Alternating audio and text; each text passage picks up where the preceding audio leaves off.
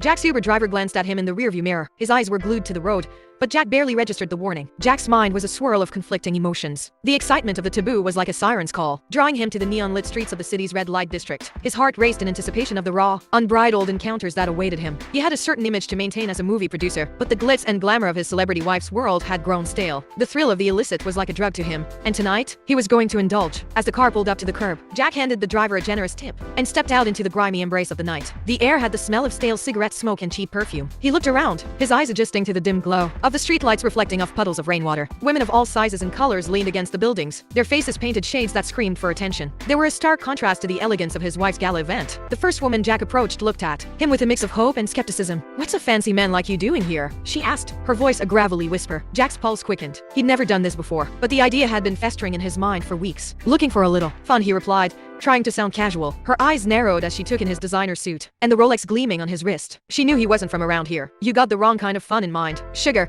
she said with a knowing smile, revealing teeth that had seen better days. "But if you're looking to party, I've got what you need."